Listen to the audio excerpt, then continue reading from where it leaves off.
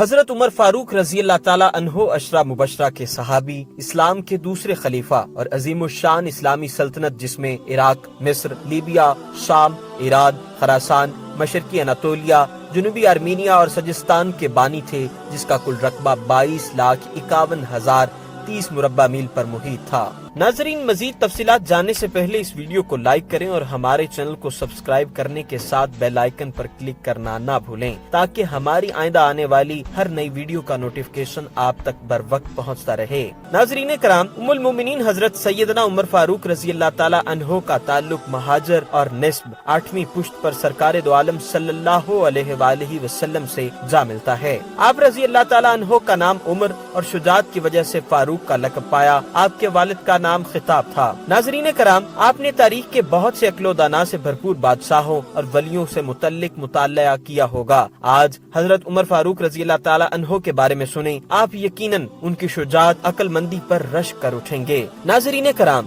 حضرت عمر فاروق رضی اللہ تعالیٰ عنہ وہ صحابی ہیں جن کے لیے سرکار دو جہاں صلی اللہ علیہ وآلہ وسلم نے خود دعا فرمائی۔ آپ صلی اللہ علیہ وآلہ وسلم نے فرمایا، اے اللہ، ابو جہل یا عمر میں سے کسی ایک کو اسلام لانے کی توفیق دے۔ آپ رضی اللہ تعالیٰ عنہ کو یہ اعزاز بھی حاصل ہے کہ آپ رضی اللہ تعالیٰ عنہ کے ساتھ فرشتوں نے کلام کیا، جیسا کہ امام بخاری نقل کیا۔ تم سے پہلے بنی اسرائیل کی امتوں میں سے کچھ ایسے لوگ بھی ہوا کرتے تھے کہ وہ نبی تو نہیں تھے، لیکن اس کے باوجود فرشتے ان سے کلام کرتے تھے، اور اگر میری امت میں کوئی ایسا شخص ہو سکتا ہے تو وہ عمر رضی اللہ تعالیٰ عنہ ہیں۔ حضرت سعد ابن ابی وقاص سے مروی ہے کہ رسول اللہ صلی اللہ علیہ وآلہ وسلم نے فرمایا، اے عمر ابن خطاب، اس ذات کی قسم جس کے قبضہ قدرت میں میری جان ہے، اگر کبھی شیطان تم کو کسی راستے پر چلتا دیکھ لیتا ہے تو اسے چھوڑ کر وہ کسی دوسرے راستے پر چل پڑتا ہے۔ آپ رضی اللہ تعالیٰ عنہ کی شجاعت کا عالم تھا کہ آپ رضی اللہ تعالیٰ عنہ کے اسلام قبول کرنے کے بعد مسلمانوں نے کعبہ شریف میں نماز پڑھنا شروع کی،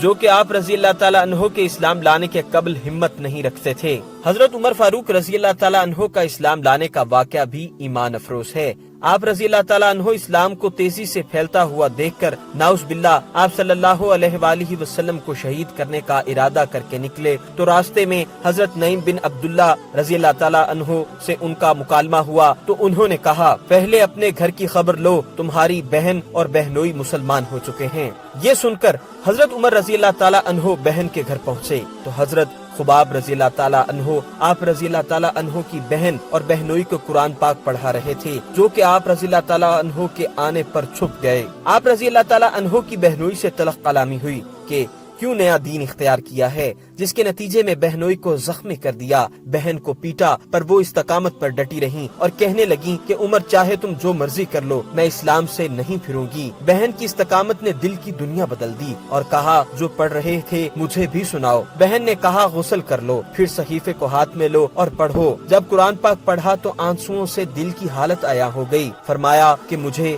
سرکار دو جہاں کی خدمت میں لے چلو۔ حضرت خباب رضی اللہ تعالیٰ عنہ آپ رضی اللہ تعالیٰ عنہ کو لے کر آقائے دو جہاں صلی اللہ علیہ وآلہ وسلم کے پاس پہنچے تو آپ صلی اللہ علیہ وآلہ وسلم دار ارکم میں موجود تھے۔ دروازے پر دستک دی تو صحابہ کرام گھر آئے۔ حضرت عمر خطاب تلوار بکف تھے، لیکن حضرت حمزہ رضی اللہ تعالیٰ عنہ نے کہا، اسے آنے دو، اگر اچھی نیت سے آ رہا ہے تو ٹھیک، ورنہ اسی تلوار سے اس کی گردن اتار دوں گا۔ حضرت عمر رضی اللہ تعالیٰ عنہ نے اندر قدم رکھا۔ رسول اللہ صلی اللہ علیہ وآلہ وسلم خود آگے بڑھے اور بازو پکڑ کر کہا کہ عمر کس نیت سے آئے ہو؟ عرض کیا، حضور صلی اللہ علیہ وآلہ وسلم ایمان لانے کے لیے۔ نبی کریم صلی اللہ علیہ وآلہ وسلم نے اللہ اکبر پکارا تو سب مسلمانوں نے اللہ اکبر کا نعرہ مارا، یہاں تک کہ مکہ شریف کی پہاڑیاں گونج اٹھیں۔ ہجرت کے موقع پر کفار مکہ کے شر سے بچنے کے لیے اکثر لوگوں نے خاموشی سے ہجرت کی، مگر آپ رضی اللہ تعالیٰ عنہ نے تلوار ہاتھ میں لی، کعبہ شریف کا طواف کیا اور کفار کے مجمع کو مخاطب کر کے کہا، تم میں سے اگر کوئی شخص یہ چاہتا ہے کہ اس کی بیوی، بیوہ اور بچے یتیم ہو جائیں تو وہ مکہ سے باہر آ کر میرا راستہ روک لے۔ حضرت عمر فاروق رضی اللہ تعالیٰ عنہ ہجری کے بانی ہیں۔ ان کے دور خلافت میں عراق، مصر، لیبیا، شام، ایران، خراسان، مشرقی اناطولیہ، جنوبی آرمینیا اور سجستان فتح ہو کر اسلامی مملکت میں، جس سے اس کا رقبہ وسیع ہو کر 22,51,030 مربع میل تک پھیل گیا، جس کے بعد خلافت خلافت کو بخوبی انداز میں چلانے کے لیے جو اقدام اٹھائے گئے ان کو اولیات عمر کہا جاتا ہے، جن میں حضرت علی کے مشورے سے تاریخ سن ہجری کا آغاز کیا، عدلیہ کو انتظامیہ سے الگ کیا گیا، باقاعدہ بیت المال قائم کیا گیا، فوج کا محکمہ قائم کیا گیا اور رضاکار مجاہدین کی تنخواہیں مقرر کی گئیں۔ کوفہ، بصرہ، موصل، خطاس وغیرہ نئے شہر آباد کیے گئے، معمولی جرائم کے لیے جیل خانہ جات قائم کیے گئے، فوجی گھوڑوں کو چوری سے محفوظ رکھنے اور ان پر جیش فی سبیل اللہ مہر کیا گیا، امن و امان کے لیے پولیس کا محکمہ قائم کیا گیا، مکہ مکرمہ اور مدینہ منورہ کے درمیان مسافروں کے لیے سرائیں قائم کی گئیں، نئی نہریں کھدوانا اور آپاشی کا بندوبست کیا گیا، ڈاک کا نظام اور چوکیوں کا قیام، لاوارث بے سہارا اور یتیم بچیوں کے لیے وظیفے مقرر کیے گئے، چاندی کے سکے جاری کیے گئے، رات کو گشت کا طریقہ ایجاد کیا گیا، عشر محصول مقرر کیا گیا، فجر کی اذان میں الصلاۃ خیر من النوم کا اضافہ فرمایا گیا، نماز تراویح با جماعت ادا کرنا، شراب نوشی پر 80 کوڑوں کی حد مقرر کرنا، نماز جنازہ میں 4 تکبیروں کی سنت، مساجد میں واعظ کا طریقہ